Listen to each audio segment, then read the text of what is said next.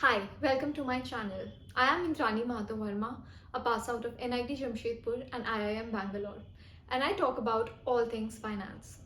In today's episode, we are going to talk about ABCD of loans.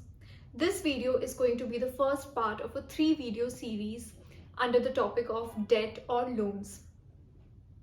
Now, what do we know about loans? How do we start from A, B, C, and D? Well, A stands for awareness, and under this section I'm going to tell you about all the terms that you need to know regarding loans. By the end of this video, you'll have a lot of knowledge regarding loan or debt products and also about how to manage them. So let's start with awareness. The first term that I'll make you aware of is going to be amortization. Amortization is the process through which the borrowed amount of money is repaid. There's going to be a schedule which divides all of your payments into equal fixed amounts, also known as EMIs. This gives not only clarity but also certainty to the borrower in terms of what kind of payment he has to make on a monthly basis. A schedule is made under the amortization which lists the various components that your repayments will have. It will contain the principal as well as the interest portions of your EMI. Now, in the beginning of the loan, in the beginning of the tenure, the interest proportion seems to be higher than the principal amount. The next term that I'm going to talk about is refinancing. Refinancing is the act wherein the borrower closes or completely repays an existing loan by taking another loan from a different lender. Now, this can be done to either extend the tenure of the loan or to achieve reduction in terms of the interest rate. The next term is moratorium. Moratorium refers to the period of time wherein the loan repayments are stopped temporarily. They may come in with the loan that you have taken, or they may get triggered due to extraordinary circumstances like force majeure. Like for example, during COVID, a lot of banks gave extended moratoriums to their borrowers.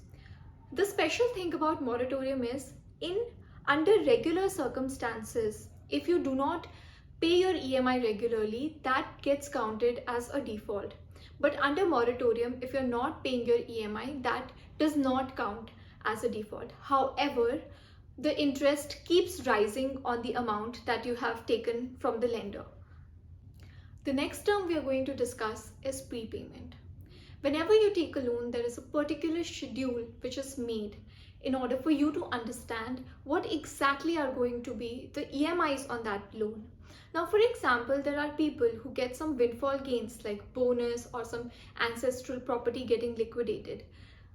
Such people can use these amounts to prepay the loan, which means that this amount will get adjusted in the principal of the loan and the tenure of the loan may get reduced or the EMI will get reduced. Now, these options need to be negotiated with the lender.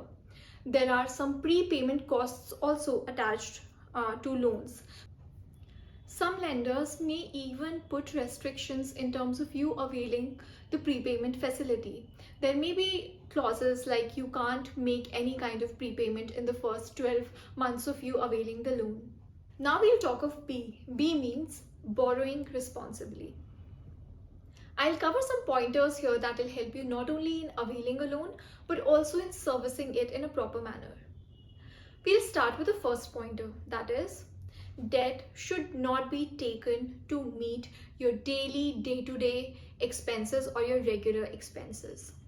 If we do that, we might end up in a debt trap.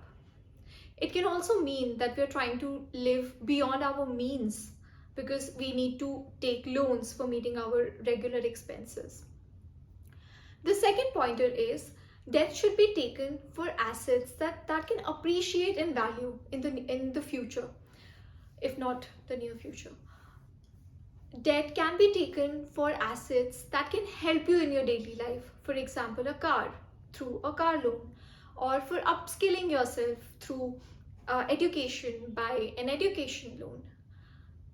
Which brings me to the third point, that is, Debt should not be taken for risky investments or for risky propositions like online betting or online gambling. Debt should also be used with a lot of caution when being used for stock investments. For example, margin trading for stock investments. Such steps can really endanger the financial situation of your household.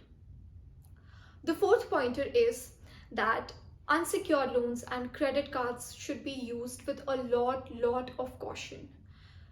For example, if I assume the interest rate on the credit card payment to be 3% per month, on an annual basis, this interest rate comes out to be approximately 40%, which is exorbitant. Hence, unsecured loans and credit cards should be used with a lot of caution. The final pointer is about the tenure of the debt. Having a shorter tenure on your loan might seem very lucrative because you'll get rid of the loan pretty fast. But it can also mean that the burden on you for making those monthly payments can be something that you might not be able to handle very easily. The opposite of it, having a very long tenure, can mean that you end up paying a lot of interest on the loan that you're availing. Now, the pros and cons of both of these options need to be weighed in along with some advice from the lender. Now we'll come to C. C means categories. We'll first categorize loans on the basis of the security, the underlying security. The two main classifications are secured loans and unsecured loans. Secured loans, as the name suggests, are secured by a security, an asset. And since this gives some kind of comfort to the lender, the interest rates on such loans are relatively lower. Examples of such loans can be a house loan, gold loan, or a loan against property. I'll briefly explain a house loan here. For example, you've taken a house loan because it was not possible to pay the entire amount upfront. The bank will have charges on the house until the entire loan amount is paid off. If we are unable to pay back this amount, the bank can take charge of this asset, which is the house, sell it off to recover the loan amount that it gave to us in the first place. Moving on to the second category, unsecured loans. Like the name suggests, these do not have any kind of underlying asset to back the loan amount. Generally, lenders take the personal guarantee of the borrower in order to have some comfort. But again, since there is no security involved in such loans, the interest rates tend to be higher for such loans. Now this brings me to two very important concepts. The first one being risk and interest rates are directly proportional. If the risk associated with you as a borrower is greater, then the interest rate that you'll pay on your loan will also be higher. The second concept is that secured loans should be used for creating long-term assets because the interest rates will be lower. Unsecured loans should be kept at minimum and if taken should be paid back as soon as possible because the interest rates on them are higher. The second classification of loans that we'll now study will be on the basis of the interest rate. The first category is fixed rate loans. The interest rate on the loan will be fixed throughout the tenure of the loan. This gives a lot of certainty to the borrower in terms of the monthly payments that he or she has to make on the loan. The second category is variable or floating rate loans. Now, such loans have variable interest rates. What that means is the interest rate will keep changing based on the benchmark rate that the lender is using. So the interest rate will be the benchmark rate plus the credit premium based on your risk profile. This is how we'll arrive at the variable interest rate. C is also for CIBIL score. Now I'll briefly talk about CIBIL score. CIBIL score is one of the first few things that your lender looks at before deciding whether or not to give you a loan, or if they want to give you a loan, then at what kind of interest rates.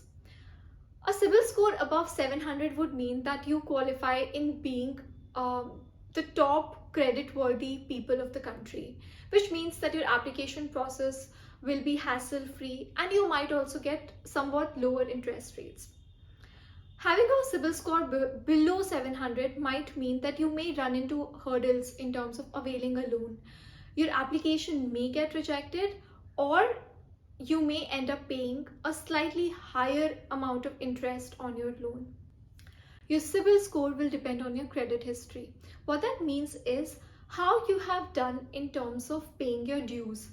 Have you paid your credit card dues in a timely manner, in a regular manner or not? How have you paid back your house loan or your auto loan or any loan for that matter? Now this brings us to the final leg of the video, which is D, debt rescheduling.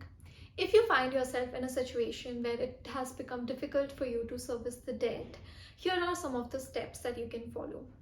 The first one will be to go and speak with your lender as soon as possible about the situation. The lender can tell you of some of the steps that you can take or explore. The first of which can be elongation of tenure.